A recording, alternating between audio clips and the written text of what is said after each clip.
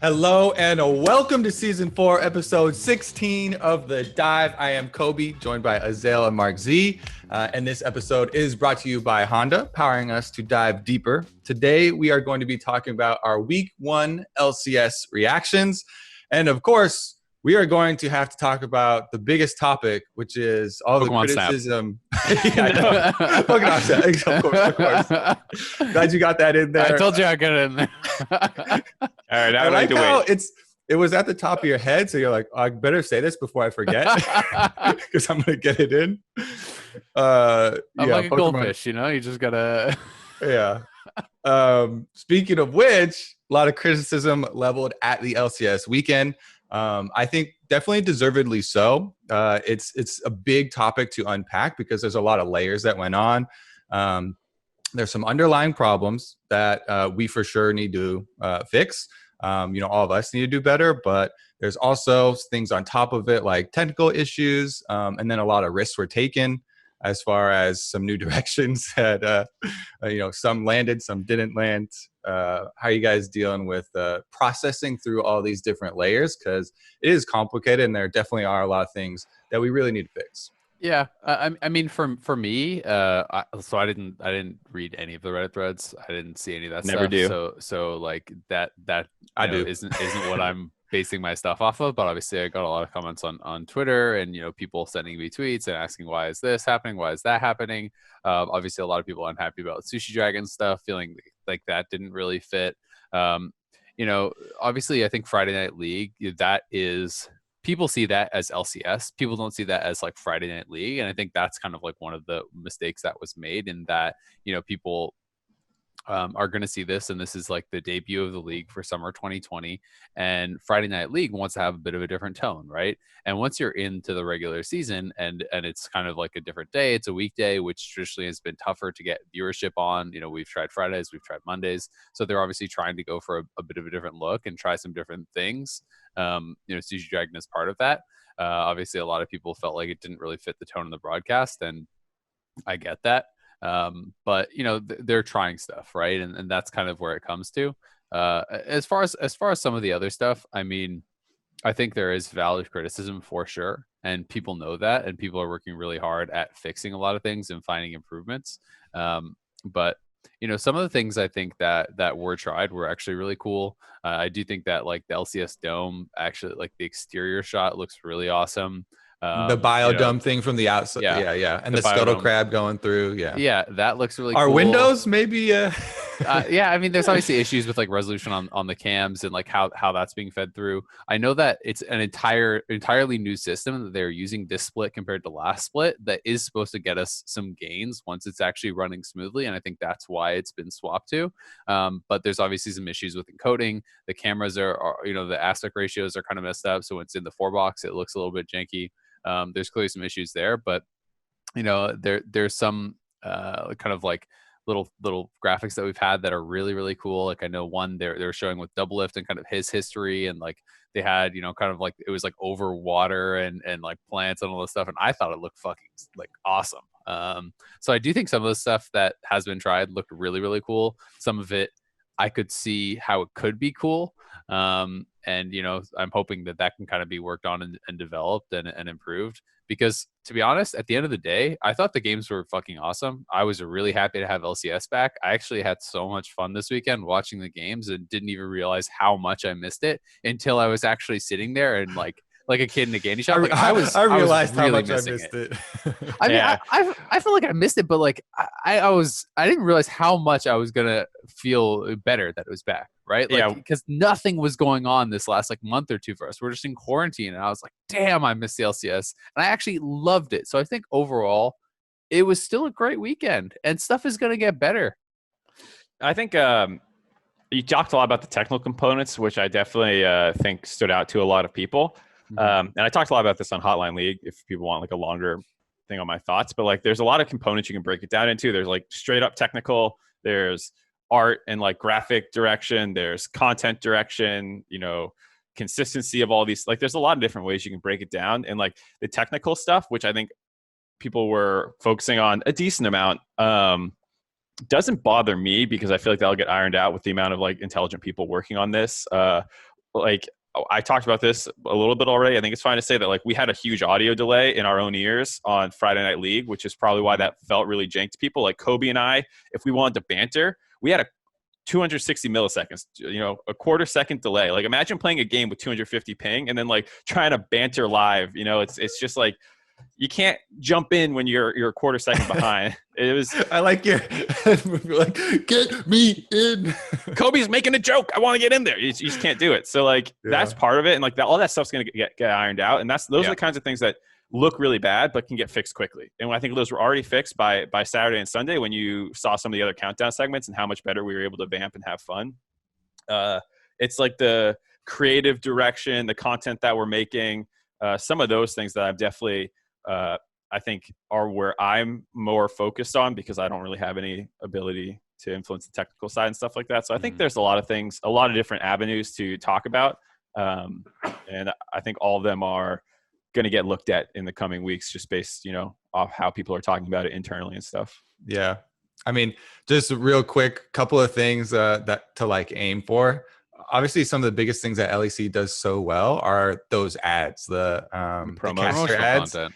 Yeah, those things are done really well. They're like rap battles and stuff that Dracos writes. Those types of things I think are done really well and like packaged really well as their YouTube things, promoted out there really well. So we've got some stuff in the works as far as improvements go, and hopefully we can make the grind work.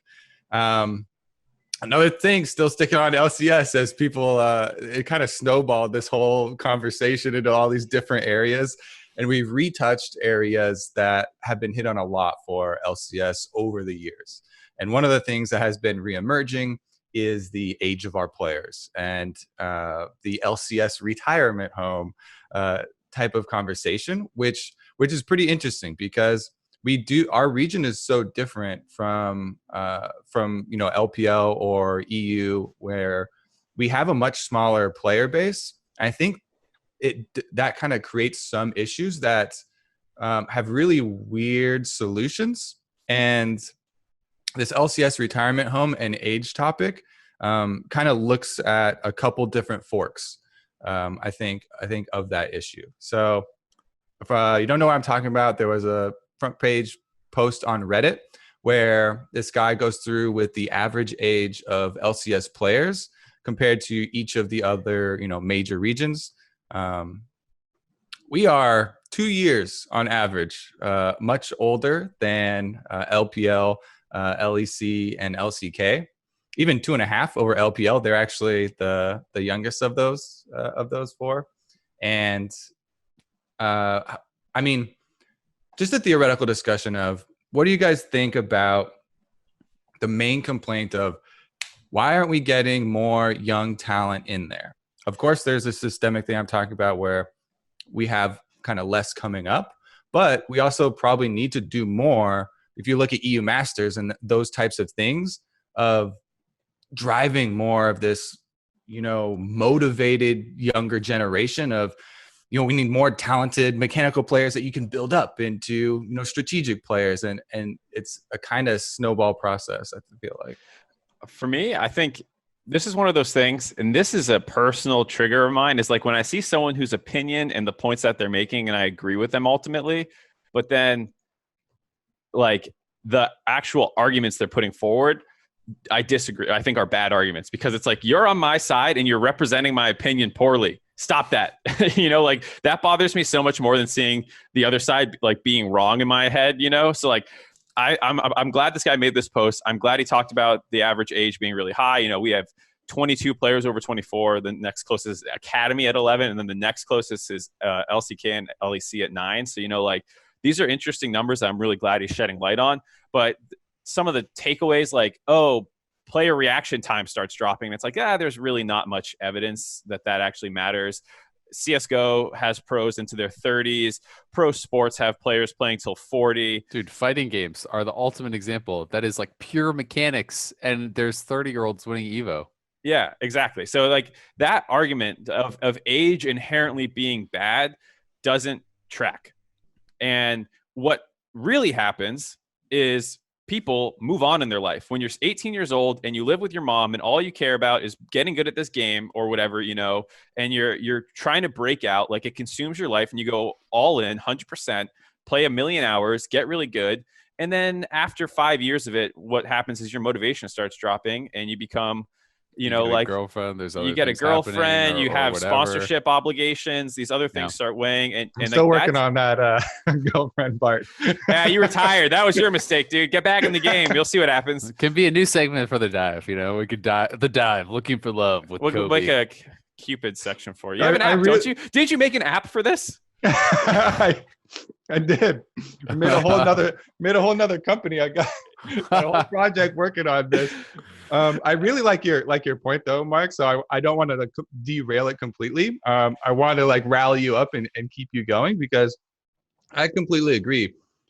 There's actually a lot of studies that I looked into, you know, years ago when we were making, you know, some comparisons on a LCS show of another lifetime, where the reaction speeds due to age don't really start dropping off until you get up to the next level of like 40s and stuff like that. So it is much more about, I think, you know, motivations and what's going on in your life. And so maybe the topic of, you know, creating this space at the top does create kind of this upward momentum of people driving to achieve that.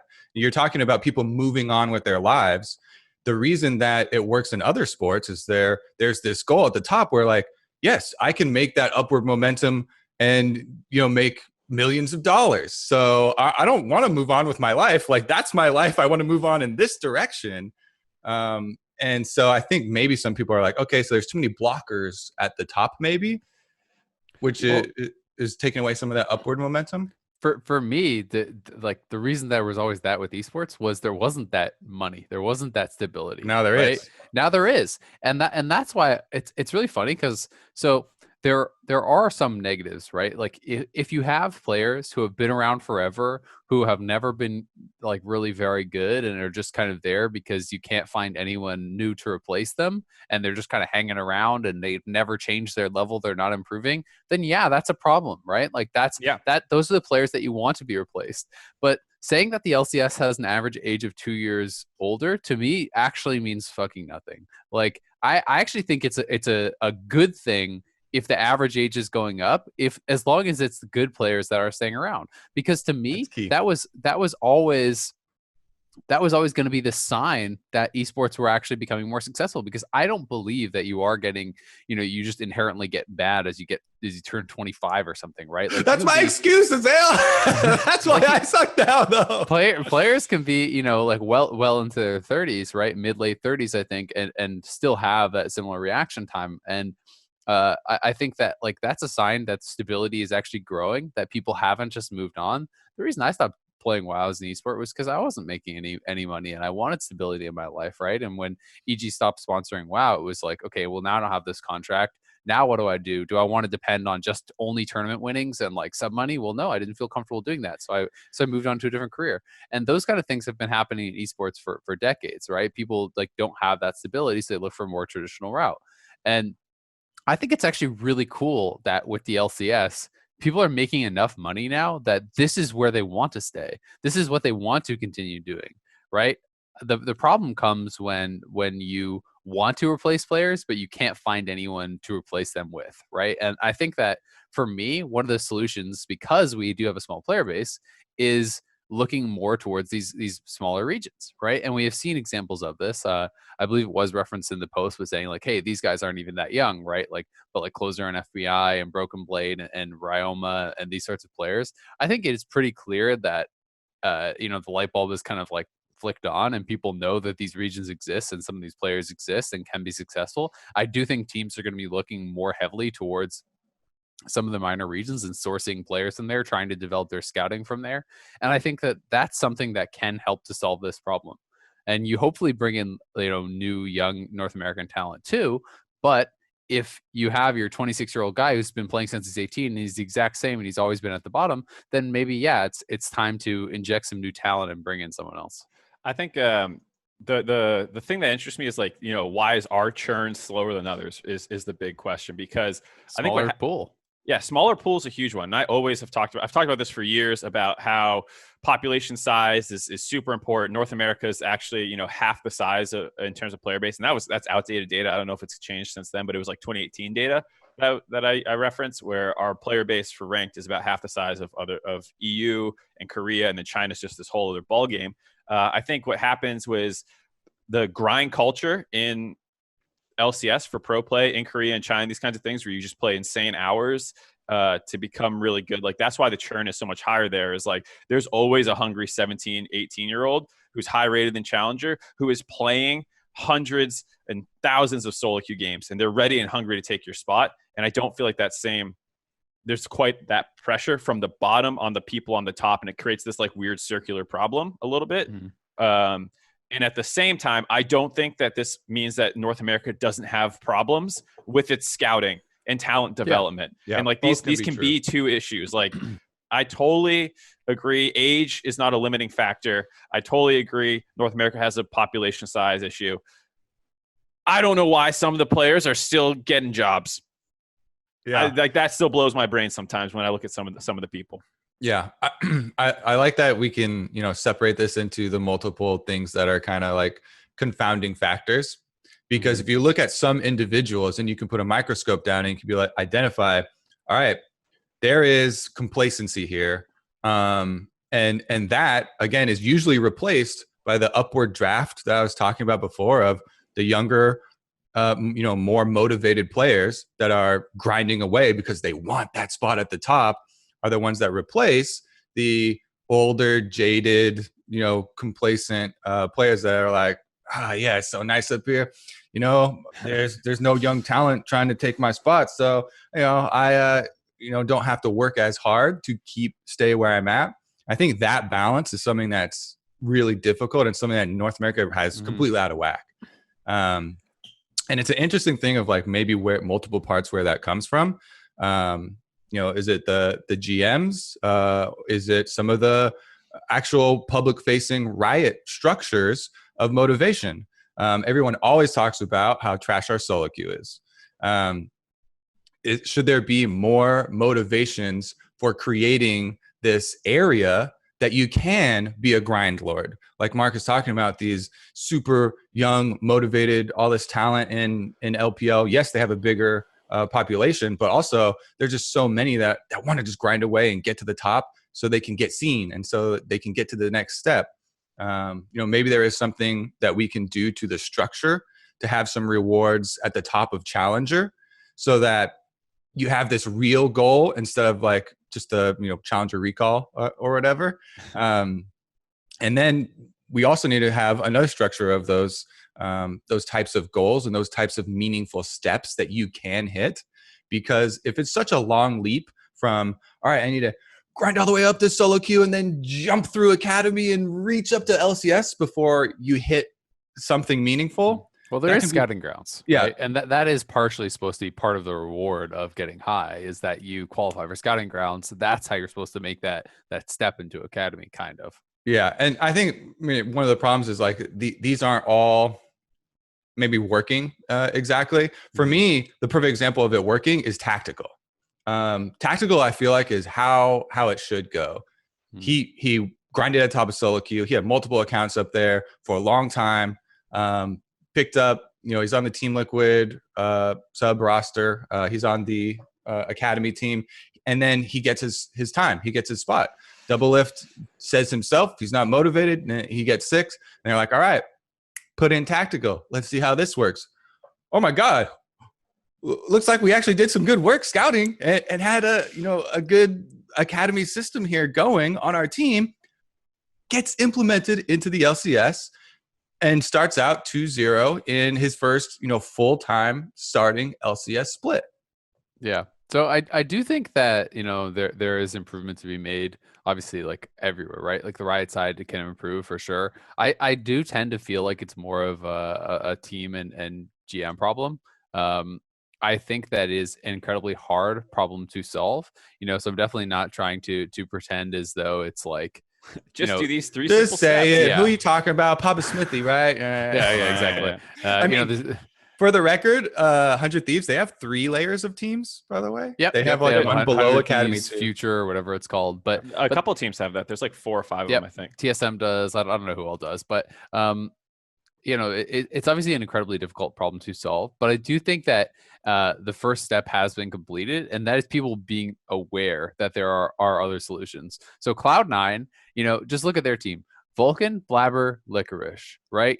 That is a large reason that they are looking so damn good. And it's all young and NA, right? And then you have some of these guys who are coming in, like look at Closer, look at Broken Blade, people who are really getting kind of like, a lot of notice. Closer especially, I think, has looked incredible so far this season. That is also making people say, hey, we want more of these kind of players. But then it's not that easy past that, because you need to develop a scouting system for other regions. A lot of the teams and players and people, myself included, don't really have good contacts in Turkey and in some of these other regions where there are really talented players. So if you're a GM and you watch a couple of games, you're not really sure what to think of these players. You don't have the same kind of pipeline where you can talk to someone and say, hey, what kind of a person is he? Does he get along well with others? Is he actually motivated? What am I getting here? Those are the kind of things that people want to know beyond just what they can see on the screen. How easy is he to coach? How flexible is he with his play style? All these sorts of things. And a lot of times teams are uncomfortable picking someone up if they don't have that sort of information. So I think that is now getting developed by teams. And as that progresses, we're going to see more of an influx of younger players because you feel comfortable picking them up. Yeah.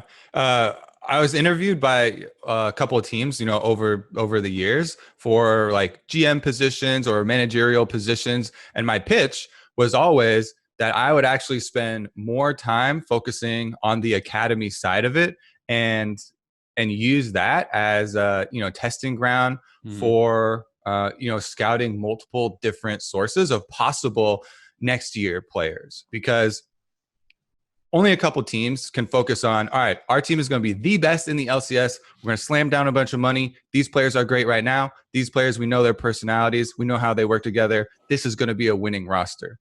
I wanted to focus a lot on, all right, how are we finding the next generation and doing kind of like what you're referring to of like psychological profiles of them in addition to scouting, the generic talent of climbing solo queue. So I feel like you start with, all right, we pick all these names at the top, and then you go through and try and do the next steps and then put them together in academy.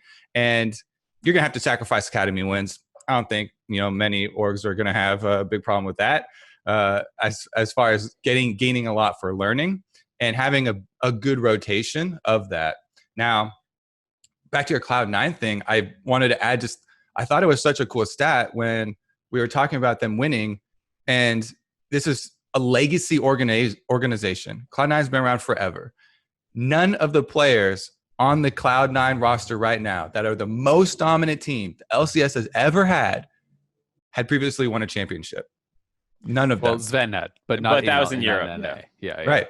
But it is in Europe. Nobody had won an LCS championship. And I thought that really spoke volumes, because everyone always points to Cloud9. They find talent generation. Reaper's always looking to, bring people up, move them together and put these pieces. So, yeah. And I think to combo off of Zale's point, a lot of people talk about like the minor regions and doing that kind of stuff and like scouting those. But I feel like there's very little effort put into trying to find talent in solo queue in other regions. Like it's all like Closer is well known in OPL. Of course, and he was they were the second place. Not in OPL, excuse me, TCL. And same with Broken Blade. And then Ryomo is well known in OPL. And like so is FBI and these guys. And like there's so much young talent in China, like this post is talking about. It blows my brain that people do not have a scouting arm dedicated to trying to get some younger Chinese talent into North America. And it's hard, and I know it's hard, and you can do the same thing with Korea, and you can do the same thing with Europe, and try and get to them before other regions do. And it's a hard pitch. I understand that. And like people always try and tell me all the reasons it's difficult, but no one ever sells you on the upside of like, what if you got to Chovy first? What if you could have gotten to like some of these players before they got developed? Because like Phoenix, what came over to North America to play after having a very short stint in the LCK, And then he was on one of these like amateur teams and we picked him up. He was 18 at the time. He hadn't really had his full shot. He was young. And, you know, I'm not saying he was a superstar, but he was good. He was better than most North American mid laners for the vast majority of his career. And, like, I don't know why we take stabs at developed products already in other regions and we don't go and scout their solo queue correctly and have, you know, people like because people want to. I like how Mark is actually taking stabs. People want a sure thing, right? Yeah. That's the reason. I agree. I agree with you completely. Yeah. I think it is the wrong approach, but again, it's a hard thing to solve. So it's much easier to just go and say, oh, this guy was really good. Let's see if he wants to join our team. And, you know, like, I mean, LPL is the perfect example. And I've talked with a lot of people about this and teams and stuff too. You know, where it's like LPL is expanding to 20 teams. They're going to have 20 pro teams. They're going to have 20, you know, LSPL teams, academy teams. That is 40 teams. Even if you don't do the extra effort of scouting down into solo queue, things could be that. I prepped that one. Watch the Academy League. Literally just fucking scout the LSPL. They have so many young players. I mean, their solo queue is like 10x whatever else is as far as actual player base. It's insane, right? There's clearly going to be the most talent there. And you can get some of those young players, and if you can get people who are interested, then that is something that could be really, really profitable and really, really successful for your team. Obviously, it requires a lot of steps. Just now, our team's telling me that they feel comfortable with their process in bringing over Korean players because they want language tutors, they want translators, they want all these things. So you have to get that too, and get people who understand the game and so on and so forth. You know, for you know, Mandarin and whatnot too, right? And other languages as well. If you want to look for other leagues, and visas are a concern. Yeah, visas are a concern. So there is a lot that goes into it. It's not simple, but I think that, you know, scouting those players is the future. And you know, it's a really interesting problem to tackle. I definitely think that the one thing that feels retirement homey to me about like, you know, is when you bring over a player who is clearly peaked, past their peak, is still a big name, and then you sign them, right? That is what always disappoints me when you see some of that stuff where it's like, oh, come on, like, you got that guy right there. And people try to like group all of the Korean imports into that, and I don't think that's true. You know, Someday is an easy example of people are saying Someday was top 3 top laners in the world currently when he came over to NA, right? You know, there are guys who have come over completely in their prime. Impact has been, you know, incredible in NA, has had a lot of success here. Obviously, like, you know, the winning the world is going to be your peak, right? You know, maybe unless he does that again. But there are some players who have come over and not really like looked like they cared, not really looked like they want it. And that's why sometimes you see them, you know, kind of go back pretty quickly. Yeah, I do think the language thing is a really big point, and some of the teams have better structures in place than other ones to be able to go, you know, to LPL or LCK. But Europe has a huge player base, and the EU Masters is a really great breeding ground. What I've heard from some of the GMs and owners is that it's actually hard because NA has a bad reputation, and I keep coming back to like the solo queue having this good public ground to be able to grind and to have you know, continued improvement as being a really important piece in this big puzzle, because of some of the things you're talking about, where we have had a lot of instances of these, you know, paycheck collectors and retirees actually coming over. Some pensioners coming over from the LCK. It's damaged the reputation. So now it's actually hard, or they're telling me that it's been difficult for them to bring over even some of the already English-speaking young European talent. And I completely agree with the point of like when you're scouting someone, and I'm not going to name names, but if you bring someone over who's been in the pro scene for like 7 years and actually never even had a peak. And everybody had a peak. Sometimes you just don't want to talk about where it was. Okay. Sometimes it's like just above sea level. His peak was like, whoop. Yeah. And you're like a peak where he got a double kill in this one game 6 years ago. And you're like, all right, I'm pretty sure I know what I need to know about this player.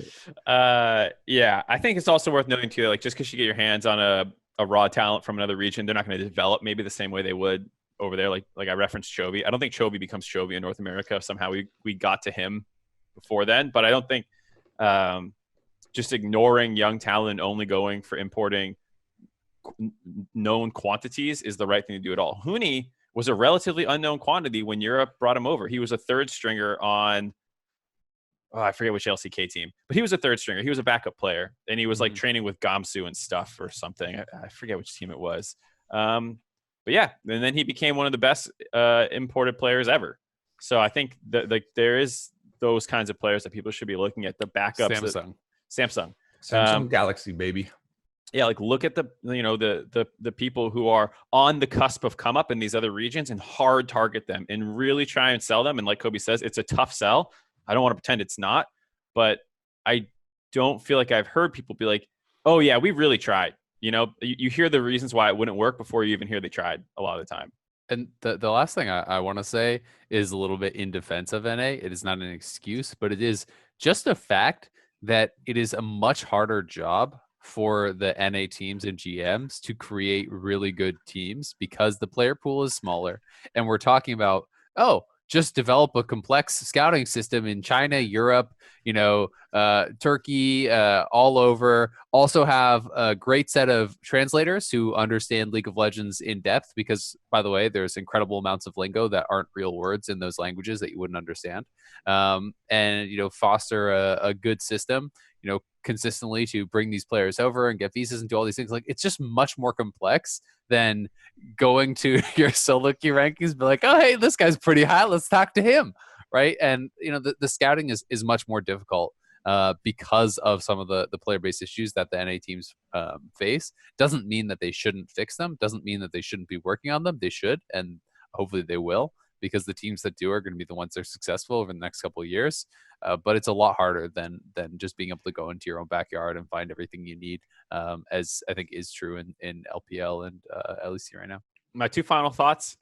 LS came on Hotline League and talked about some of this stuff, and we had a good conversation about things North America's not doing great for scouting and talent development. So if you want to see more, that's another thing to watch. Self-plug. Ayo. The other thing I was going to say is Isaiah woke up on the wrong side of the bed today or something. Have you heard? He's got a little potty mouth this episode. I love it.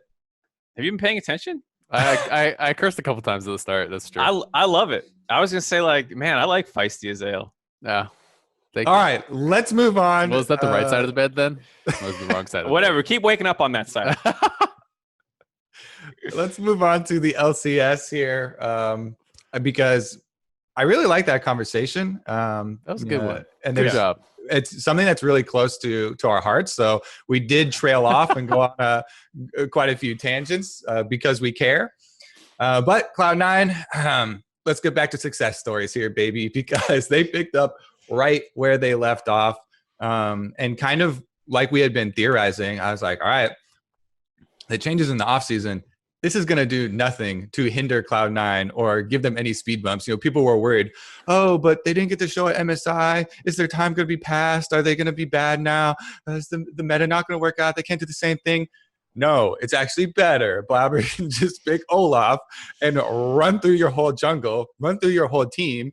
He keeps on giving his interviews, and he's like, this is so easy. Like, I'm just power farming, and then I'm going from camp to camp to camp to then they're champions and then they're camps. And so 1, 2, 3, boom. And they can even have games where it looked like, oh, Licorice made a mistake. So he's pushing up. I believe it was his Gangplank game.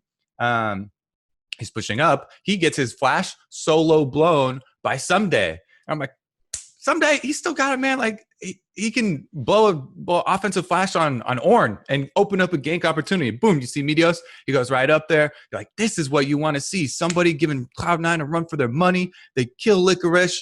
And then you're just like, But Blabber on the bottom side just kept on farming away with his Olaf. Then they took over the other side of the map. Got both skulls. And then you don't really have anything like, ahead. okay, you got to kill on your Ornn on the top side, but Someday's on Ornn, so I mean, he's going to come through and use his ultimate, but he would do that anyway, I guess.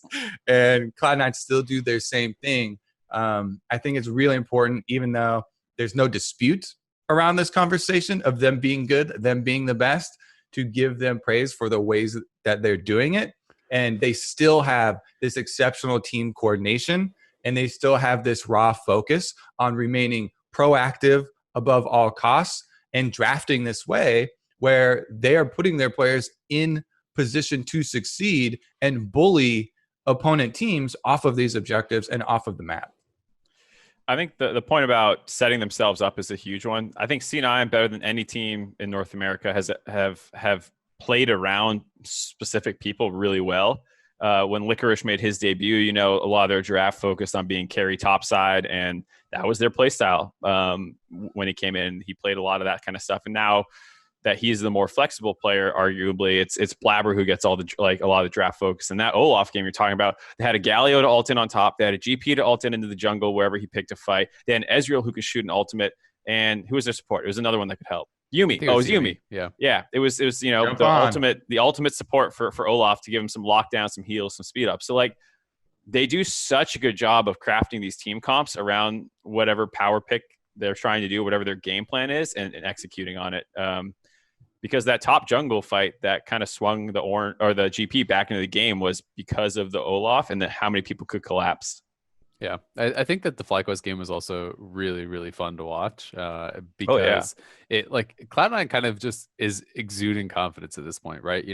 And it was exciting to see FlyQuest actually match them blow for blow as far as the fights were concerned. They were falling behind in golden objectives and whatnot, but it was they were actually down to scrap, right? Yeah. We're having this 10-man scuttle crab fights and stuff and all kinds of craziness. It was really fun, but Cloud9 is one of those teams that they if their composition is about fighting early, right? They're going to fight you, and they're not going to be dissuaded or discouraged by the fact that one fight goes poorly, right? As it did in that FlyQuest game, the first fight of the game, they actually lost, despite having this LeBlanc mid that had priority, having the Olaf. It was supposed to be this fight that was going to go great for them. It didn't work out, but it doesn't slow them down, where other teams sometimes then at that point go back and they just turtle and they're like, okay, we'll just farm it out and hope we can win team fights later. They're just going to keep swinging, keep taking those fights because they have the confidence that they will execute in them, and that 9 times out of 10 they will win those fights. And that's why it's so fun to watch that they lose this major fight, but they still are closing games out in 30 minutes, 25 minutes, and are able to do it in such an aggressive manner. The Olaf LeBlanc game was another great example of the priority they put on Blabber, where Niski is roaming and Blabber is catching the waves. They do this 3-man dive top. Both solo laners recall. He takes a solo turret plate as the jungler, clears a full wave, then recalls, and Kobe's like, yeah, that's a good strategy there. I should use that. I mean, that's what I do in solo queue. And then in solo queue, you just don't have their permission. That's the difference. There's all these pings around me, and I'm just like, I'm being efficient here. I'm Blabber. Don't you watch Blabber? I am closer to the mid lane, so I take this farm right now. You're closer to top. We make a rotation as a team. You move the closer resources there. Yes, for some reason they never get it, and everyone's selfish. Yeah. I mean, you're just walking around smiting cannons. Selfish teammates just don't understand. I do, especially like that. The biggest part about making the game fun to watch is actually not even, oh, look how great Cloud9 are. It's that, thank God, we have a team actually forcing Cloud9 to have an alternate game plan. We're forcing Cloud9 to actually, have some sort of setback in their game rather than just steamrolling over everybody. So I really like FlyQuest. And specifically, I want to shout out PoE. I think PoE, again, deserves accolades for this team. He was deep teleporting to the bottom side as Corky, trying to make creative package uses, trying to cut people off when Cloud9 are overextending. He was a big driver for aggressive gameplay, and some of the criticisms over the years that people have just, associated with him and become accustomed and maybe even become, complacent and just like, oh yeah, we could throw the same old, definitions at Power of Evil. He's the long range mage player in mid lane. He focuses on CS. I feel like he's much more dynamic than that, and he really showed it. Yes, like you're saying, FlyQuest still got run over in the end, but it was cool to see them embracing the idea that you also have to be confident when you're playing against Cloud9, or else Cloud9 get freebies. And multiple players have always said this about SK Telecom, when you have to go against the Giants, or G2, when you have to play against this team that's so dominating, you can't let them get free steps in the beginning of the game of, oh my God, a single person walking by themselves into our jungle to place all these deep wards. He must have people behind him. Let's let him get all this stuff for free. Then you have a real deficit in the game rather than just the mental deficit of, we're playing these really good players. And I think that's the first step in teams trying to compete at the top with C9, who have dominated so hard. So FlyQuest. Yeah. Sorry, go ahead. Yeah, you're good. It was like this. I just want to make sure at the end we're done with C9. I know, it was funny because FlyQuest. You went on to FlyQuest and ended up back on C9. I know. He's like, but you're not allowed. FlyQuest. I gotta give you a little. So on FlyQuest, their second game was also a really scrappy one. And I think it's cool to see them trying to evolve into a scrappier team. They played Immortals. PoE was like they had a gank mid where Rakan Ignar misses his W, and PoE still flash alting as Cassiopeia forward, and they end up getting killed for it. And it slows their game plan down. But Mark's like, that's what I like to see. I like to see it. Hustle. It's game 2 against Immortals. Get aggressive. Make some mistakes. It's fine. You're still gonna win. Go for it. And I think that's really key to improving, is when you're willing to put yourself out there and make these kinds of mistakes. And I think to your point about PoE, even on a control mage and on Corki, he's playing aggressive and trying to be like that. And last split, we saw him starting to be that way. He was picking Rumble mid. He was getting kills early. I think this is a great development that he's actually had for a period of time now. That's translating on the stage. And I hope FlyQuest keeps this up because it does look a lot better than some of the passive play style things we've seen at some of these players' worst. Yeah, I mean, I've been pretty excited by FlyQuest. I think it is nice to see, and as you say, like, I agree, it's better to like take this aggressive play style that is the correct way to do it, and iterate at it and practice at it and prove it, because at the end of the day, there's no easy way to beat Cloud9, right? And I get so many questions on Twitter and stuff like, oh, like, what's the weakness of Cloud9? Like, how do you what's the easy way to beat them? Like, how do you beat them in draft or whatever? And it's like, well, at the end of the day, their laners are pretty much the best in the league. Their jungler is the best in the league. There is no super easy way to do it. You're going to have to outfight them. You're going to have to, match them in their playstyle, because they're going to play incredibly aggressive. They're going to get in your face and take these fights. And if you're unable to do that, then you're giving them free objectives, and they're going to have an advantage and win off of that. So you've got to be willing to match them and to outfight them. And that is something that is just not an easy thing to do. But that's going to be the ask for teams. But I would also say another team I was actually really, really excited about in week 1 is EG. Yeah. EG looked great, and Jizuke, I think, was in peak form. He had been, improving with the team a lot in spring. This is something that I really enjoyed watching EG down the stretch in spring, because they had been able to keep this really aggressive playstyle with Jizuke and start to limit some of the mistakes that they were making. I still think that he is one of the biggest, if not the biggest, solo carry threat in the whole league, and I think he proved that again. This weekend, he was able to absolutely take over games, especially the Corki game.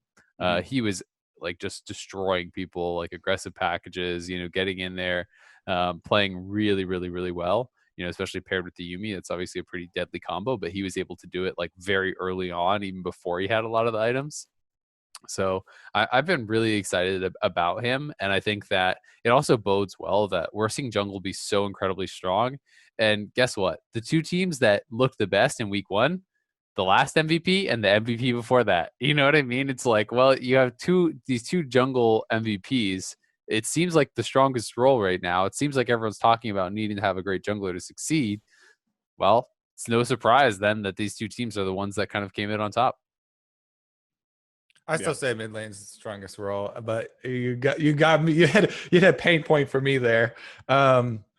It really does go a long way. And both of them played really well too. I definitely agree on the side of EG. I'm still super excited for them. And to me, one of the biggest things is that it wasn't instant success, and that they were able to stay with this roster, make improvements, on that same roster with Kumo in it, by the way, who's one of the guys that has gotten the most flame in the LCS in spring when he was first on the team. And everyone's like, oh my God, this weak link in the top side. And I know so many other teams have tried to make these panic roster moves and tried to move into 10-man rosters and try to do all these switcheroos with personnel. And I just really want to appreciate that Evil Geniuses actually stuck with Kumo in the top side, and they became just a more cohesive team. And they're able to build on improvement week by week. You know, success isn't going to be something where you're like, I got these pieces, I configured them, boom, now we're better than Cloud9. That is not going to happen. Nobody has those pieces. So if nobody else has those pieces, then you need to make incremental improvements. And I feel like some of the teams may be overlooking that. And I know that it's frustrating when, especially with COVID, you have a hard time getting the pieces you want. And, you know, all these extra things. Visas are impossible right now. We didn't even talk about that in the earlier discussion. Exactly. Like there are a lot of issues going on. So I just thought that was one thing I want to shout out for EG, because I definitely respect the grind and the kind of incremental improvement. Yeah. We'll keep moving right along then. If teams doing 2-0 weekends looking pretty good. Team Liquid, post double lift, 2 thumbs way up. Let's go tactical. 2 thumbs? What's your second thumb at? Is it 9? Is it sideways? It's not down. It's like maybe like so. It's kind of like really. This, I would put it like 1.5. I put it like 10. I put it like 10 o'clock. I think the second game was pretty unimpressive. I still go 2 up. Yeah. But I'll let you go first. So I know this is a little bit of maybe a negative take. But like I got really excited when I heard the kind of, Jet talking and, some of the interviews about like finding the new identity and really figuring out what the team wanted to do. And I was like, yeah, let's go. Let's see it. What's TL got for me? Okay. And I see game number 1. I'm like, yeah. And then I see game number 2 and it was like, oh, it's actually draft, no engage, and wait a really long time and hope your teammates, your team outscales and they don't do anything. So. Hey man, he said he would find the identity. Didn't say they found it. If the identity is the same as it used to be, he found it. That's true. He did find it. So, and to be fair, it's early on, and it's just one game, and they did win the game against Golden Guardians.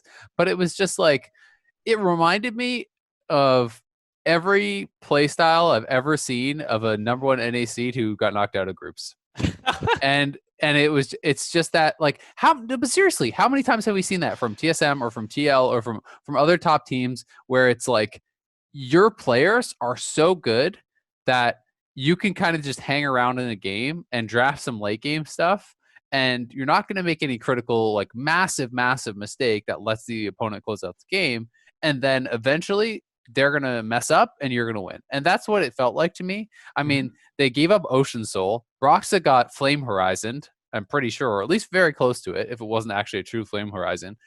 This was not an impressive game to me. And the fact that they drafted no engage at all against this poke team was actually pretty worrying. So I wasn't super impressed with that game. They slammed TSM. That was great. But the second game made me go like, eh. Yeah. So I'm still going to give it the 2 thumbs up. Mm-hmm. I will not contest you on the excitement levels or the innovation levels, but it comes back to this point, and there are a lot of huge spokespeople and proponents for this style. The draft better scaling, make fewer mistakes mentality. And I know LS talks about this a lot, where he's got his whole like categorization of sinners and saints, and the sinners don't necessarily have to have any scaling and stuff like that. And Golden Guardians drafted a terrible late game team fight comp. More indexing on things that do have good scaling options and on minimizing mistakes. For me personally, I agree with you that I enjoy the Cloud9 style of, we're drafting to make plays. We're drafting to make opponents and force mistakes from them. But this team Liquid style, and you're talking about it not being anything revolutionary for them. Yeah, it's most of the same players with just tactical in there. Is something that they know very well and is something they're going to get wins on. Broxa was known as the early game god. No, he's known as a Trundle player. And what do you mean? You know, he's the least and the Elise guy. This is like so much credit was always given to him for Fnatic having the most dominant early game jungle, stats. Last year he was in the LEC. You know, where is this hyper aggressive thing? You know, they're drafting Trundle. Both games. It's not getting aggressive. It's not doing that. And to clarify, I have no problem at all with the late game play style. And drafting scaling. I actually think that's really good. I do have a problem with doing that and having no engage, because then how I feel is you are completely dependent upon your opponent's mistakes. When you are drafting like pure late game, you're drafting losing lanes and you have no engage, you don't have the ability to choose where you fight, right? If you have winning lanes and you're drafting scaling, then you just like won the lottery and you should just win the game, because then you go to the objectives. It doesn't matter that you don't have engage because they have to come to you. But if you don't have either of those, I think it's just a bad draft. Yeah. And I did say that in the game, as it was going on, I still am bringing up the valid route to success here, though. Yeah. I would say it's valid. They won. But I give it a thumb and a half. Some teams got 2 thumbs down, Kobe. A thumb and a half is a big increase from that. I was just gonna say I kind of side in the middle, obviously, because I had the thumb. Yeah, I think scaling and drafting, 3/4. even having limited engage can be fine depending on what the enemy win condition is. When you look at Golden Guardians draft, it needs to win early, and if you can actually use your disengage that you've prioritized in basically every lane to just negate and kind of like limit their options, that I think is totally fair. Trundle going for the level 3 gank and then getting taken out on his red was just a bad idea, I think. Going for just trying to get a little bit extra priority against Jason for the Orianna and trying to chunk him out or burn a flash to make the laning phase safer. Honestly, it's just a bad plan, because it's a phase rush Jace. You actually can't get anything. Trundle, like your pillar does nothing to a phase rush champion. And that's why he felt, it's a tough matchup too in general, and all these things. What I will say though is the Jace was last pick, and if Golden Guardians had a good matchup into Orianna that also scaled better with the Ornn, I actually think that this is a bad draft by TL, because you didn't force them to pick that. So then it's just a bad draft, because they didn't choose what the opponents picked. Yeah. So we should separate if we're talking about the game or the draft or both, because I didn't. For me, I'm just talking more like, these are my first impressions of a team. I know, right? I know. How impressed am I week 1? I know, and I'm just saying that like the draft wasn't great. It was okay though, because you had already seen Thresh, Nidalee, Kalista. You already understand it's probably a pretty early game team, and you've picked a fair amount of disengage to negate that. I think it probably went a little bit too far, but I don't think it was god awful when you've already seen 3 early game champs. And then Golden Guardians messed it all up in my opinion by going for a 4th early game champ. Yeah, and they could have won. Still, Golden Guardians could have won. I mean, they had Soul and a Flame Horizon. Of course, they could have won. By the time they got Soul, though, they already kind of lost the game because they lost Baron and gave up their gold lead. But like the things that happened bot lane where they didn't have the guy bound and like those kinds of things that happened. That was big yikes. Yeah, so like it was a bit of a messy game. But it's week 1. If this was like TL making this draft in week 9, I think I'd be more concerned. So I'm kind of like, it was fine. Yeah, it was fine, right? And again, I'm not trying to be super negative on them, because I thought their first game was great, and this was, they have a good start, right? They started 2-0. It's just like did like when we're talking about the 2-0 teams, this is one I was least excited about for sure. When I actually am grading TL, I'm not grading them on being 9th last spit. I'm grading them on being. I am. So I think that was an aberration. I don't think that should be the baseline for success. The baseline for success, they won 4 championships in a row. It for sure is an aberration, but you don't just instantly come back from that. I think like you need to prove again with this roster, if you're not a championship contender, I think that's a failure. That is how I see TL. So that is the baseline that I'm looking at them for, and I just couldn't see that the game that they played having one against, the EG or the FlyQuest or the C9, right? And that was why I was like, oh, I was a little bit disappointed. And also because I was so excited after their first game where they crushed TSM and they looked really, really good. So it was a bit of a letdown game for me. Still a 2-0 week, and obviously, really good. I don't think that you can ignore that they finished 9th for a real reason. And I know the whole split where like, oh my God, these players shouldn't be doing this. This team should be better. That type of stuff. There were so many real problems that I think should not be ignored that they had in spring is all I'm saying. I feel like this is one of those times where like someone's giving him a 5 and someone's giving him a 6 and we're arguing like blue in the face. That's how I feel too. Yeah. I don't feel like I'm putting them that much below where you. I think we can move on. We're not saying each other are wrong. I just think we're getting good both sides of this discussion. Yeah. I agree. Great job. All right, now let's move on to bets all around. Let's move on to one that we can argue about because me and Mark put FlyQuest second in our power rankings. They look like second. FlyQuest, yeah. Azael put TSM second. Didn't really look like second. Just close your eyes for game 1 and then open your eyes for game 2. Second place. Yes. Game 1 was a bit of a yikes. That was rough. I like my main concern that I brought up for TSM, and when I power ranked them second, I didn't really like I basically was just kind of debating with myself. Like there's that clump of teams below Cloud9. What's the order going to be? So I definitely wasn't shocked that TL beat them. I actually predicted TL was going to beat them for the weekend. And I do think that largely that game, you can put a lot of it on Spica. Because to me, that Kane performance was actually abysmal. Like that was horrible. He like wasn't even trying, dude. Like if you're gonna draft Kane, you need to be fighting early and often to get your transform. That is what the whole champion is. And if you're not even attempting ganks, then there's no reason to pick the champion ever. That is just how I see it. There's obviously other mistakes too. If you take those fights as Kane and it goes bad or something, that feels more acceptable to me than how this game felt, which felt like he just basically AFK farmed and didn't gank, and he didn't get his form till 23 minutes. Like, of course you lost the game. It's definitely a very bad game. When you pick Kane, you need to have your whole team bought in on Kane is part of the thing for me. So to say that he didn't try hurts me as like a jungler. So I don't mean didn't try as in didn't try to win the game. He didn't try to take those fights early to get his transform is what I'm trying to say. Every LPL game I've ever watched, and I would say the team we've seen a lot of those. Okay, well then the team didn't, whatever. Well, but the Kane performance was abysmal. And at the end of the day, I think if you're going to pick Kane and you're the jungler piloting it, you have some responsibility to be looking for those fights, enforcing those fights. And every time I've ever seen it come out in LPL, which it has been played for years, as not as like a main meta pick, but specific counters and into tanks and things like this, all they do is run to the lane over and over and over and fight because they're trying to get a quick red transform, and that is how they can take over a game. Yeah, I just don't want all of TSM's problems to be blamed on a single jungler again. Yes. Is this what I'm trying to interject? And in game 2, he was great. And in game 2, he was great.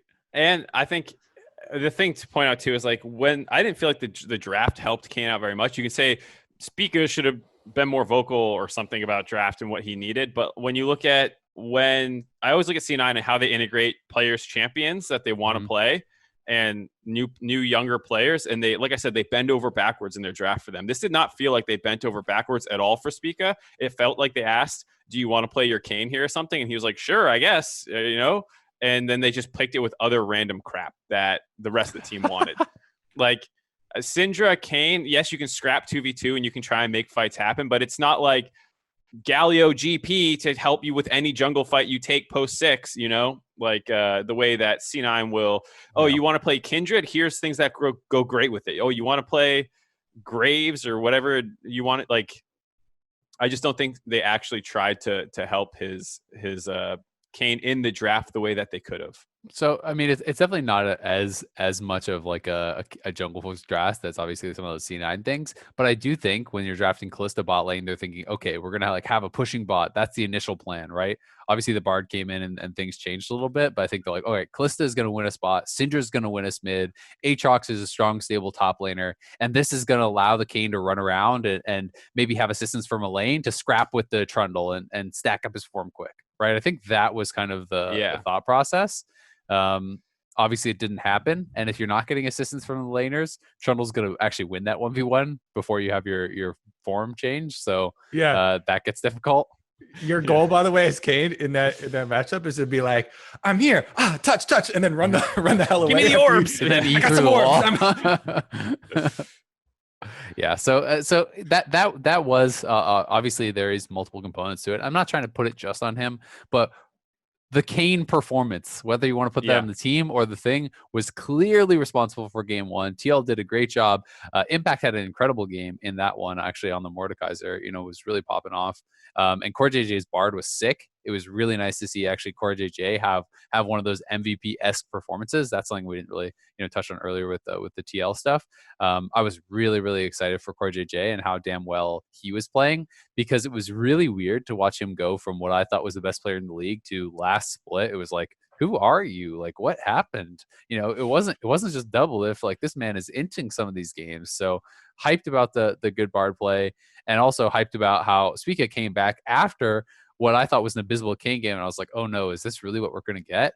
And he did great on the Trundle. He was actually in a losing matchup against Acadian, I believe, on the Nidalee. So this was like, that Nidalee Trundle matchup that Broxa got super slammed in off of one mistake. And he actually double scuttled the Nidalee. He actually stayed even in farm. He had more gank pressure. So Spica completely outjungled Acadian in that game. And I thought he was, a massive part of their dominant win. It was like a 25-minute win. I thought he was, one of the biggest reasons for that. So, that built up some of that confidence that I had lost in him from the first game. Yeah, I thought the second game was better, but we all had Dignitas power ranked pretty lowly. And this was a kind of, you're talking about drafts that don't excite you. This is a draft that doesn't really excite me. It's double frontline Yuumi, double backline marksman. It's a well-balanced, well-crafted team comp. Kind of has engaged a little bit, depending on how much you value Aatrox flank and like Yuumi ult and stuff. So like, it had some of those same problems that you kind of talked about a little bit about with the TL one that didn't impress as much. Yeah. This one feels a little bit different because it felt like it's a little more like pokey, right? Like, it's better. You can kind of just walk the Corki at your opponents with a Yuumi attached to it, and that's actually your engage, just shooting them. Yeah. I just mean like the style that you talked about where like a good North American team can draft a comp that doesn't need to do anything and just kind of scale and then eventually win. That's how this one felt to me. And definitely. TSM beat what we have as like the 8th, 9th, 10th best team in the league. So like shocker, that went well. Yeah. But to be fair, it was a 25-minute win, which it was good. That part is good. And I will give points, for dominance, as they got dominated by TL in game number 1, which is credit to TL, and they crushed this game. So, Acadian obviously didn't have his best game in this one. Yeah, Dig definitely struggling. I feel like Dig, CLG, and Immortals is kind of our struggle bus dud teams at the bottom right now, all with some really big issues that you don't have a lot of high expectations for those teams in pretty much any game that they go into. Is there anything specific that you want to like recommend for any of these three teams as like their first step of climbing out? Because I think already in week 1 we've established some pretty clear tiers of teams. I had a report and honor segment that I wanted to do. So I'll throw it in here because one is honoring Potluck. I thought he looked pretty good for Immortals. And I'm not saying this means benching Smithy was right or wasn't. I just mean that it was a good showing, and it made me excited to actually watch him play. His early games were pretty good. He was able to get things done. Maybe not as great in the mid to late game, but that's kind of expected stuff for a younger player on a team that doesn't really have a whole lot of what feels like working for them, a lot of good things working for them. So I thought he looked good for his premiere. My report was every single North American top laner. Because where the hell is Wukong? What is happening? He's the second highest priority top laner in the LPL, behind Ornn only. And we had one ban that was like a throwaway ban. You have LEC playing it a little bit. Like, this is a clear pick. They were losing with it, by the way. That's fine. What? How many times has North American top laners been so behind the ball on literally everything? Victor top, Aatrox top, You know, like every time there's a new champion, GP top when that was good, like right when that came out in 2015. Like we are always so behind the ball in top lane, and it's happening again. And I'm gonna report and flame North America until we have any priority on Wukong or it's nerfed into the ground, which it might. But are you just like, look, LPL spamming it? They're the best region in the world. They probably know something. I've talked to a lot of the top laners, and there's a lot of matchups that they really don't like being in with Wukong. I always come back to them and I'm like, yes, but what about the team fighting with this champion? It's absolutely insane. And the pressure that you get at 6, absolutely insane once you have access to the double ultimates. So I agree, super strong right now and should be seeing attention. It's not like it's just because it's high priority doesn't mean it's like insta first pick either in China and stuff. You know, like they do. You know, they're drafting intelligently with it. I'm not saying you have to instantly first pick it, but like late phase rotations that's just like not getting seen at all. Yeah, I don't understand. And I mean, I think that it's at least should be in people's wheelhouse, right? And I agree. Like I don't think that it just needs to be, you know, blind picked. I don't think that really makes sense. But a lot of top laners are blind picking their Aatrox and their Ornn. And Wukong's actually pretty good into both of those, right? You know, I think that it can be fairly successful into both those matchups. Those are the two most commonly blind pick top laners in North America. So if people are going to blind pick that, and it's a game where Wukong can team fight successfully, seems pretty good, right? You know, it's a situation where you're setting yourself up for a fine lane and a successful team fight phase. Like that feels like a good pick. So I agree that it should be picked up, and you know, definitely wasn't successful in LEC. You know, it was only picked 3 times. It lost all 3 games, but it has been, you know, a really big pick in the LPL. LEC felt more tank based than some of the other regions. You know, when you were looking at there, like I know they had Maokai, they even had Cho'Gath, they had a lot of Ornn. So you know, LEC was really kind of indexing pretty heavily towards tanks top. But you know, they did obviously have a couple Wukong picks. They had quite a bit of GP, which GP is always going to get mixed in when there's a lot of tanks because it's pretty successful into that. You know, maybe it's dangerous in some of the early matchups against the tanks, but once you get some levels and some items, you're pretty comfortable. So I think that there is room to mix around with some of that different stuff. But I've always felt like that. You know, that is LPL is the best region at utilizing red side because they use counter picks, and we've talked about this a couple of times on the show. And I've always loved that about the LPL, how they have, you know, extremely talented top laners who are like, oh, you blind picked Aatrox? Well, we're going to build our whole comp around Fiora and you're going to do nothing, right? Or whatever, you know, or we're going to play Quinn and absolutely just destroy this matchup. And I love that sort of play style that people have the confidence to actually just like all in on one pick or one lane and say, hey, this is such a good matchup. We're going to emphasize this. We're going to play around this and we're going to crush you with this. And I think that's really exciting. Both to watch and to kind of, you know, be a part of as a player, to have that confidence put in you from the team. So I've always felt like both, you know, NA, but also LEC, to be honest, often does kind of go with more like the safe late picks. They're less towards the hardcore counter picks, more about like blind picking and playing towards compositions compared to the LPL, LCK as well. So I hope that we get more of that. I would love to see more Wukong. I would love to see more spicy counter picks top. There's a lot of range champions being played top still in solo queue. Like people are still doing Quins and Vaynes, and you know, Kalista top was really big for a while and that sort of stuff. So I hope we get some of that. I kind of derailed us off teams there. I don't know if you guys want to circle back to any of the bottom 3 teams. I only touched on Immortals, so I don't know. Yeah, I mean, go ahead. I was just gonna say for me, my kind of recommendation for teams at the bottom is like when I hear these teams talking, when I watch these teams playing, they look like they have so little confidence, right? And I think that when you are kind of down in the gutter and feeling bad about your team and everyone's saying you suck and all this stuff, it's like you need to build some confidence. And to me, like I just want to see them go to basics, draft really simple compositions, you know, look for really simple win conditions, draft teams with like multiple forms of engage, look for team fighting, you know, try to snowball objectives, like these types of simple kind of basics, and see if they could be successful through that. I think when you get into kind of like the more complex team comps, it gets really hard to play, and the teams just aren't looking good enough to do it. Like when you're doing, you know, Jace Nidalee and like all this type of stuff, like a CLG, it's probably not going to happen. Like, you're probably not going to execute it well enough. So like, I'd rather see them going with like, the Orin and the Nautilus bot and go for scaling, go for team fighting, and try to win, by having the ability to actually pick people out with engage and looking for better team fight comps. So you're saying don't pick 4 pure poke champs and a Cassiopeia. Am I getting that right? Because I agree. That one's getting 2 thumbs up. I think I'm right here with you, buddy. Yeah. I'm even fine with them taking comps that have, more specific synergies if you want. Like, you don't have to play Like they should have put Teemo with the Cassiopeia, so Cassio didn't need to poison, Yeah. Or, I was going to say, like, C9 had a good draft for Olaf with champs that are pretty easy to play, all things considered. Like, anyone want to try that?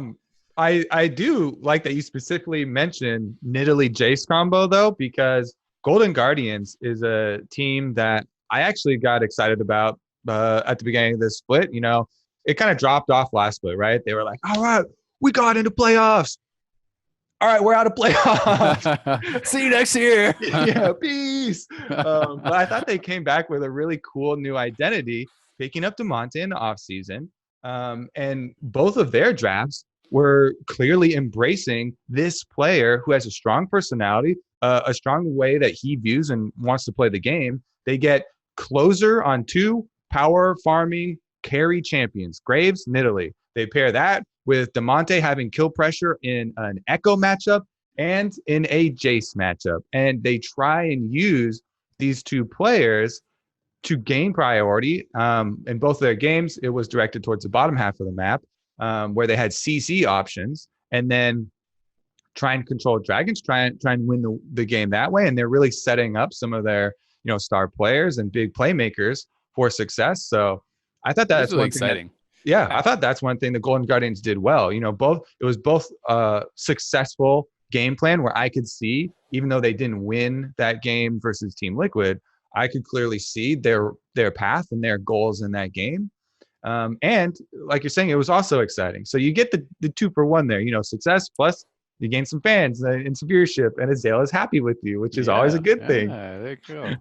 Yeah, I mean, I think Closer arguably, like, individually performed the best out of any jungler. I think you can at least make the argument. I know Golden Guardians was posting some pretty insane stats, and yes, he did play Graves and Nidalee into 2 Trundle games, and yes, in both those Trundle games, the Trundle player made a mistake. Acadian path and actually face checked his Graves, got first blooded. Broxa did the mid lane gank into a phase rush Jace, and then went to his red where the Nidalee could be waiting and actually killed him. Or did he kill him, or did he just get slashed? I think he killed him. He flashed him. No, okay, Broxa got chased out, flashed, and had to go only to the top side of the map. Then he took his bottom half. Okay, so either way, both times it's like, yes, his opponent made a mistake and he had a winning matchup, but he was able to capitalize on the mistake. Yeah. He was able to be in the right position to punish the mistake and to anticipate that they would actually go for this. He created massive farm advantages. He had huge amounts of pressure for the team. He was looking so good and so exciting, I think, in week 1. So I'm actually so happy. I do feel like maybe the top and the bottom, like the top teams maybe look even better and the bottom teams maybe look even a little bit worse. But there was a lot of teams that looked more exciting than I expected them to. I think FlyQuest really was playing more up tempo. Golden Guardians was playing more up tempo. EG, like some of these teams, TL had a slamming game, and TSM had a game where they slammed. We had a lot of quick games that were really, really fun to watch. So I'm pretty excited to see, if that trend continues and people can kind of continue to push the pace and close out games quickly. All right, I guess it's time to move on to Twitter questions then, and I have picked out some ahead of time. Anton at UCSC sent us one really early in the week, and it got a lot of traction, just being sent like right after the game. So let's go with this one first. This is a Hall of Fame question, which we kind of talked about in our first episode of the year. Mm-hmm. He says, with Faker and Uzi, the mostly unanimous top 2 players in the world, who would the third best player of all time be? And then he puts forth some nominations himself of Karsa, Clear Love, Perks, Ambition, Mata. There's a lot of discussion, actually, even just in that chain before the week went on. Some people agreeing or disagreeing with a lot of those pieces. I got a question for you guys. Do you think they need to have won a world championship to be the third best player of all time? Here was my Uzi hasn't won a world championship and he's the second best player if we're saying that. So no. That's yeah. Okay, good. Here was my quick answer to it. I was like, okay, there are only a couple players where right now I'd be like, okay, I consider maybe for me Deft, Mata, maybe Mad Life if we're going, reaching back and really valuing history. But even that one's kind of far out there. So there's only a couple names that really popped in my mind quickly. I would say there are a lot of people right now that are building those resumes though, and are progressing pretty far. I know a lot of people in the replies were like, how can Perks be in there? All these types of players. I would say my building resume right now for that list is pretty long. Like I would have the Shy, I would have Rookie, I would have Perks, I would even put Knight in there because I think that he is headed for greatness as well. I did like that Anton mentioned Karsa, because Karsa actually does have a lot of history with Flash Wolves and coming from one of these smaller regions, yet still always having a big international impact, and now being able to also transition after he got out of a smaller region into the LPL and having a large amount of success. I think that one's there too. Jackie Love, Doinby, these are the types of players that I'm like, well, in a few years, maybe the resume is there, maybe the trophies and stuff are there. Yeah. I think third does feel relatively open.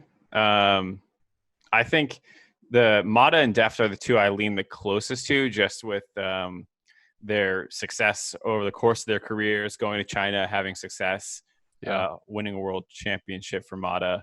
So I definitely think it's close. I'm trying to think of I feel like there's got to be a great jungler that I feel like I need to put in there. Bengi is the most successful, but a lot, people are up and down on them. Some people are like, he was just product of the team or whatever. But if you want to talk about success, it would probably be Bengi. A lot of the junglers that were really hyped for a bit fell off really hard. I think if you want to talk about longevity and dominance in a region, Clearlove is up there. But he won a ridiculous amount of stuff in LPL. But my immediate thought, and this is without researching or whatever, was always Mata. Mata is the one that jumps in to me. We're not I agree with you, Kobe, that a lot of the guys that you listed and stuff, Perks and Caps and some of these great LPL players and stuff, give it a couple of years and they may have built that resume to be that. But I do think winning a world championship is a huge thing and does weigh in Mata's favor. He won LCK 4 times. He won the LPL. He won Kespa Cup. He won a world championship. This is a guy that had longevity, throughout the game. He was successful in multiple different eras of the game, it felt like. So for me, Mata would be the one that probably jumps out. There are players that have more regional success, arguably in less competitive regions and things like this, as obviously Mata was doing really, really well in LCK, kind of at the peak of LCK too. So it's a tough argument. It really depends on what you weigh, right? Because it's Clearlove had so many titles. Perks has what, seven titles or something like that now in EU. Something insane. So there's guys that have more regional titles. And Perks has an MSI win, right? So maybe really his resume is up there. It just is kind of how you're going to weigh it. But there's Mata's the one that pops in my head, but definitely a lot of worthy candidates. All right, our second question is from @MarcoSmoothCat. Ooh. If you could make one roster move, no question asked, who would your move be and to which team? Are we talking about we can just steal the player from anywhere and put them anywhere? It doesn't need to make sense. It doesn't need to be So yeah, this one says any roster move. This is just purely for your enjoyment, I guess. What would the roster to regions they have to already be in North? Yeah, I was going to say is it just that Azale gets to pick the Shy? Yeah. He had a bad last split, which made me extremely sad, to be honest. But I love the Shy, man. He's so fun to watch. I just want the Shy in NA. Maybe not dream scenarios where we pick. He said no questions asked, Kobe. I'm like, Knight. Quit asking questions. Give Knight to, I don't know, who needs to Dignitas. I don't even care. The Shy could just go on any team. Okay. So our first answer is we're going to pick some of the best players in the world, bring them to NA. Yeah. Let's say if we have to stay in NA and move stuff around, maybe let's try that angle too. I guess the question is like, what are you prioritizing? I assume for most of us, it's to make a good team great. I feel like that's probably what we're mostly thinking about. I don't know how you guys feel. One of the most talked about ones right now. TSM, like TSM if just they needs got a really good jungler. Like, I was going to say maybe Broxa. like Sven Skaren or Torin or and I just a great Smithy. jungler that just that it's something they've never had before. Like an MVP caliber jungler like. Is everyone talking about Smithy because he's in Academy currently? So that one would be a real possibility of a move. Do you guys think like there should be more weight around that? What do you think about his Academy performance? What you have to like guess what internal stuff went on to get this to this scenario. It's kind of weird. And naively, you would say they should go for it at least, though, based off history. But yeah, I mean, I think it's tough, right? Like if you're assuming that Xmithy is motivated and that like TSM players want to play with him and stuff, I think that's really cool.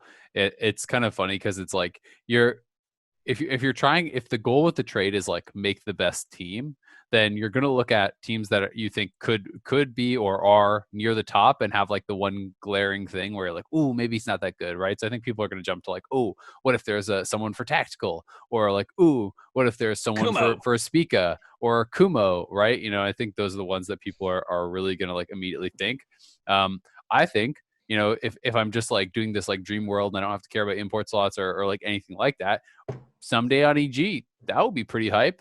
Like, imagine if they had someday instead of Kumo, and like, yes, that's 3 imports, right? Can't happen. But in this fake world, EG gets, a really good top laner, then I think you've created another like championship caliber team. I would go, since we're in make-believe land, I would remake Delta Fox on Dignitas.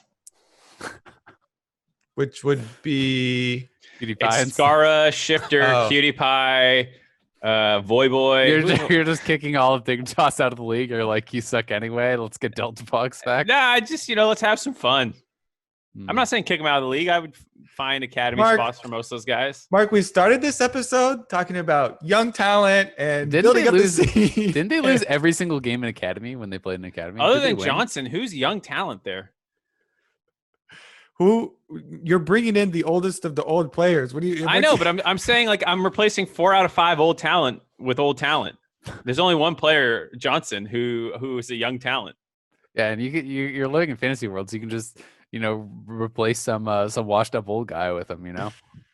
Okay, I like it. Good answers, boys. Thanks. Did you even give an answer? What's your answer? Yeah, you asked the tough question. I would put me as a jungler on TSM, obviously, since we're living in fantasy world. A part of the thing with the Xmithy one that I want to bring up is that I have heard that the TSM players and Sapphire are actually happy with Spica. I know a lot of people are super worried. So maybe there is a little hesitancy there, not only on like, oh, do we pick up Xmithy, but also maybe they like what they've been building with him. Obviously, the Kane game was terrible. Completely agree with you there. So, can I a little bit of giving put myself on cloud 9, but only when they pick Yumi and only after they picked Yumi, so the team can't counter pick it. Kind of like I think if I could just like sit down, in that like Yumi game that they drafted, I think I could win some games on cloud 9. I like it. Like the IG owner when he subbed himself actually into a pro game. Yeah, exactly. On IG and they won. I need a more beneficial situation. You don't want to play Jhin? I don't want to like sit down and then they just like ban Yumi and I'm like, ooh, it's gonna be a bad game, guys. I want it to be like Vulcan sitting there and then they have to ban all this other stuff and respect him because he's a good player. And then it's a perfect Yumi draft and Yumi's just the easiest we're remote. In the game. Yeah, exactly. It's easy to do right now. Yeah. There's no cams on. Then we just keep up the Vulcan cam and I just sit down in his seat and play Yumi and get some LCS dubs. All right. Just ask for his login info for tourney realm. I'm sure he'll be fine with it. Yeah. I'll rack up the MVP points. I was also thinking like some realistic ones, like mid lane changes, like Poe Belter, get him out of there and onto 100 Thieves for Ryoma or something like that. Might be able to make another contender. But I think that is going to do it for us for this episode of The Dive. Thank you to Honda for supporting the show, and thanks to all of you for watching and listening at home. Also, we've moved to Anchor as our new podcasting host. You can actually go onto anchor.fm and leave us voice messages. Make sure that you put some thought into them. I'm a little bit worried we might about actually use them if they're good. So like there's a world in which you ask your dive question through Anchor and we have your voice clip on the dive and we respond to it. So that's pretty cool. If you send us one and you're a little immature about it, then jokes on us, we had to listen to it maybe, or someone did, but it's not going to get on the show. So smarten up. You might be able to get them directly sent, though. If you want to leave Kobe like a love letter, you call in. Yeah, true. All breathy. Hey, Kobe, I just want to say you're my favorite caster. Mark, I don't like what you're doing here. I do, though. So that's one thumb up and one thumb down. You said on this episode you're lonely. You said it. I did not say that I'm lonely. You said that I said that single. I don't have a girlfriend. Yeah. Those are not the same. That's true. He also doesn't have a cat. That's why he's lonely. Dude, you don't want cats. My cats have been messing with my succulents all episode. That's why I kept rolling away. For anyone who noticed, had to kick me out of the room. I feel like that's a first world cat problem. Some of us don't have cats. Yeah, he still cuddled me for the entire morning, so I don't regret it. All right, everybody, tune into the LCS on Friday. We'll see you there. Get it for week 2.